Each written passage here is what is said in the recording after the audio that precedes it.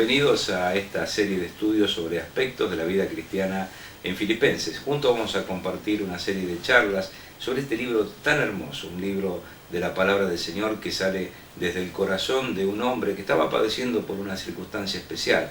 El apóstol Pablo estaba encarcelado por su fe, escrito a gente muy especial, a los creyentes de Filipos, personas que estaban en su corazón, una iglesia que él había formado con su propio trabajo, con su propio sacrificio, una iglesia que tenía muchísimos aspectos positivos y una vivencia del apóstol Pablo en ese tiempo tan particular para enseñarnos aspectos de la vida cristiana. Para comenzar, por supuesto, tenemos que ir a la introducción, y la introducción de esta carta se encuentra en Filipenses capítulo 1, versículos 1 al 2. Y vamos a leer ese pasaje tan importante para poder comenzar nuestro estudio en este tiempo. Dice así la palabra del Señor. Pablo y Timoteo, siervos de Jesucristo, a todos los santos en Cristo Jesús que están en Filipos, con los obispos y diáconos. Gracia y paz a vosotros de Dios nuestro Padre y del Señor Jesucristo. El apóstol Pablo introduce esta carta a la usanza común de aquella época. Se introduce presentándose él como escritor y después enviando un saludo. Normalmente nosotros en este tiempo hacemos las cartas un poquito distintos. Al final recién decimos nuestro nombre, al final colocamos nuestra firma, pero en un sentido la firma, la rúbrica de la carta en aquel tiempo iba al principio y Pablo se presenta. Y en este caso no se presenta como él acostumbraba a hacer en otras cartas. Era común que el apóstol Pablo dijera Pablo apóstol de Jesucristo o llamado por el Señor. No, en este caso va a ser un poco distinto. Se presenta Pablo y se presenta Timoteo y se definen a sí mismos como siervos. Dice Pablo y Timoteo, siervos de Jesucristo.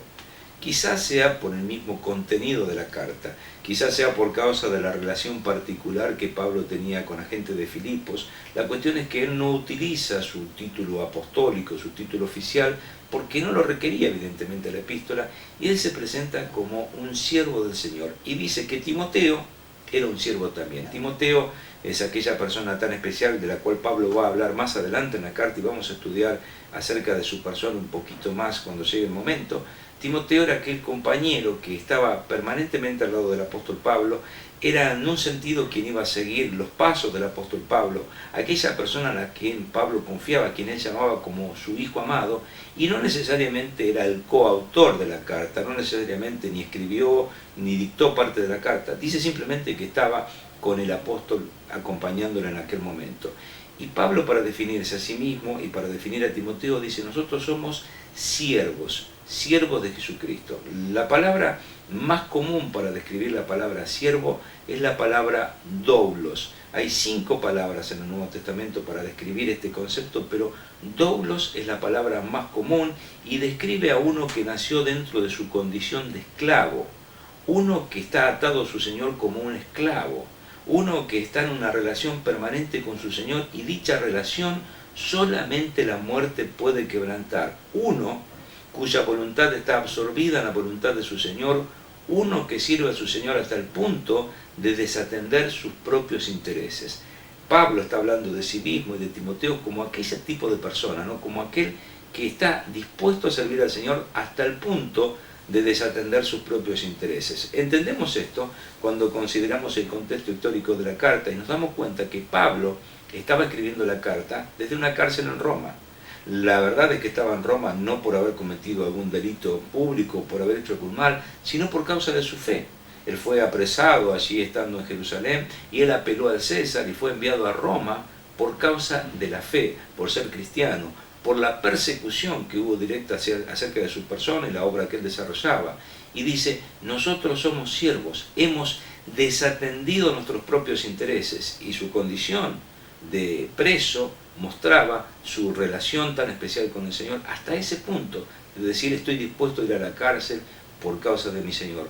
Entonces la carta empieza mostrándonos quién la escribe y ya nos habla mucho de lo que vendrá después, esa condición de siervos del apóstol Pablo y de Timoteo, pero la carta está dirigida a personas muy especiales. Dice a todos los santos que están en Cristo Jesús en Filipos, todos los santos, dirigida a los santos de Filipos. Ahora, claro, nosotros cuando pensamos en santos quizás pensamos en personas muy especiales, personas diferentes, pero la realidad es que la carta a los filipenses nos muestra que todos los que leían esta carta eran considerados por el apóstol Pablo como santos. La palabra santos implica personas que han sido apartados para Dios. La realidad es que todo creyente ha sido apartado para Dios.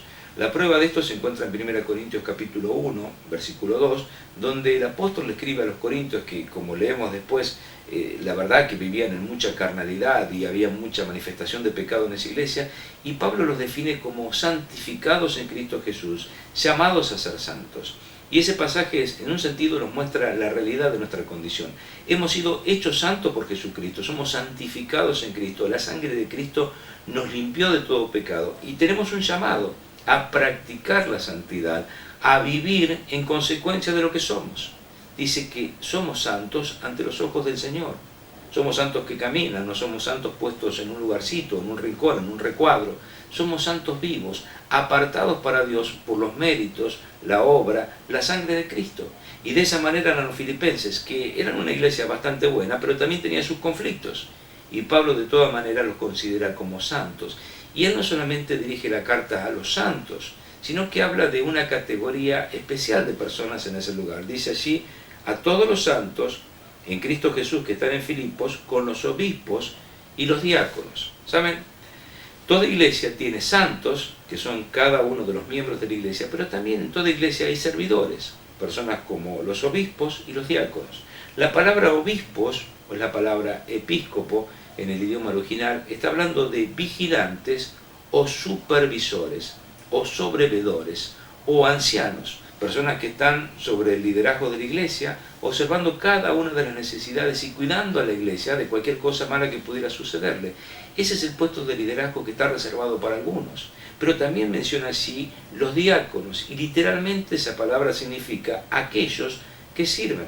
Saben, en la iglesia hay personas que tienen rol de autoridad, rol de liderazgo. Algunos van a ser ancianos, otros van a ser diáconos, y otras personas quizás no tengan ese rol de autoridad y simplemente sean santos. Lo importante es que sea cual sea el lugar que nos toque ocupar en el pueblo de Dios, que podamos tener una actitud de santidad y consagración, porque la santidad está reservada para cada uno de los miembros de la iglesia, sea obispo, diácono o siervo de Dios. Esa santidad es para cada uno de nosotros, pero por supuesto, aquellos que tienen una oportunidad de servicio y ministerio deberían practicar esa santidad. Y aquí están involucrados diferentes personas, los siervos como Pablo y Timoteo, los servidores como los obispos y los diáconos, los santos como cada uno de nosotros. Todos nosotros tenemos una actitud diferente delante del Señor, pero todos tenemos una posición especial. No somos dejados afuera nunca, y el apóstol Pablo saluda desde su posición de siervo de Dios a esta iglesia compuesta por santos y por servidores. Ahora, el saludo que él tiene en versículo 2 quizás es la parte más importante. Es un saludo muy especial, es un saludo que el apóstol Pablo practicaba con diferentes variantes en algunos momentos. Dice así: gracia y paz a vosotros, de Dios nuestro Padre y del Señor Jesucristo. Él utiliza dos palabras que tienen un contenido maravilloso para nuestra vida cristiana. La palabra paz es una palabra que era muy común en el saludo judío. Ustedes quizás alguna vez escucharon que los judíos se saludaban deseándose paz, diciendo Shalom Alejem, la paz sea con vosotros. El mismo Señor Jesucristo en Juan capítulo 19, después de resucitar, se presenta ante los apóstoles diciéndole paz sea a vosotros. La paz es la consecuencia directa de la gracia, de la salvación. La paz eleva a nuestra alma a un estado muy especial. El Señor Jesucristo dijo, mi paz os doy. Yo no se la doy como el mundo la da. No se turbe vuestro corazón, ni tenga miedo. Nosotros hemos recibido esa paz de Dios, que es maravillosa para nuestra vida. En Filipenses capítulo 4, versículo 7, dice que esa paz sobrepasa todo entendimiento. Quiere decir que cuando las circunstancias estuvieran ameritando un momento de dolor, sufrimiento, incertidumbre, la paz pone todo bajo control. Esa es la paz de Dios. Y la paz es consecuencia directa de la otra palabra, la gracia. La gracia es el gran regalo de Dios inmerecido. En el idioma griego, la palabra gracia se refería al favor que un griego hacía a otro griego, porque quería hacerlo, pero principalmente en una relación de amistad. O sea, un griego le hacía un favor a otro, ese no merecía hacer un favor, pero era un amigo al fin y al cabo. No se utilizaba el concepto dentro de los griegos de hacerle un favor a un enemigo. Ahora, la palabra de Dios utiliza esta palabra gracia, que era de uso común entre los no creyentes, para aplicarla a algo más profundo, más hermoso. Dios ha hecho un favor a aquellos que no se lo merecían. Los griegos hacían favores inmerecidos solamente a sus amigos. Dios le hace un favor a todos sus enemigos, porque la realidad es que todos nosotros hemos puesto a Dios a nuestra espalda, hemos negado a Dios de diferentes maneras, pero Dios, a pesar de eso, ha dispuesto a tratarnos con gracia. Esa gracia se manifestó de una manera maravillosa. El Señor Jesucristo vino a este mundo, murió por nuestros pecados, derramó su sangre, fue sepultado y resucitó para que nosotros recibamos algo por lo cual no hicimos nada. Ni siquiera confiamos en eso. Ni siquiera pusimos un granito de nuestra parte. Él hizo absolutamente todo para que nosotros, simplemente creyendo en Él, podamos tener vida eterna. Y la gracia va a traer como consecuencia la paz. Noten que por causa de la gracia y la paz de Dios y del Señor Jesucristo, Pablo podía estar escribiendo esa carta desde la cárcel. Y escribiendo esa carta desde la cárcel, él estaba en una condición de siervo, personas que habían entregado su vida completamente para hacer lo que su amo quisiera, entendiendo que el Señor merecía lo mejor por causa de la gracia.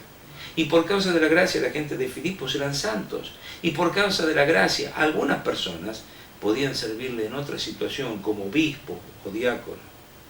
Usted quizás en el día de hoy no ha entendido completamente el concepto de la gracia de Dios. Dios le ama. El Señor Jesucristo murió por usted. Y todo lo que vaya a tener sentido en la vida de aquí en más es el resultado de que usted pueda entender que hay un Dios que le amó hasta el punto de enviar al Señor Jesucristo como su Salvador. Y eso traerá algo que quizás usted nunca conoció: paz. La paz de Dios que sobrepasa todo entendimiento. La paz que no es como la paz que pueda dar este mundo. La paz que permite que nuestro corazón no se turbe ni tenga miedo. A lo largo de esta carta estaremos considerando que Dios tiene un plan maravilloso para nuestra vida. Hay diversos aspectos, pero todo empieza en este concepto: Dios nos amó y derramó su gracia y su paz para cada uno de nosotros. Y por causa de eso nuestra vida puede ser una vida diferente. Le invito a continuar estudiando en nuestras próximas charlas este tema tan importante, aspectos de la vida cristiana en Filipenses. Estudiaremos en nuestra próxima reunión el tema excelencia de la vida cristiana, hablando de aquello que Dios hizo en nuestro pasado en Filipenses capítulo 1, versículos 3 hasta versículo 11.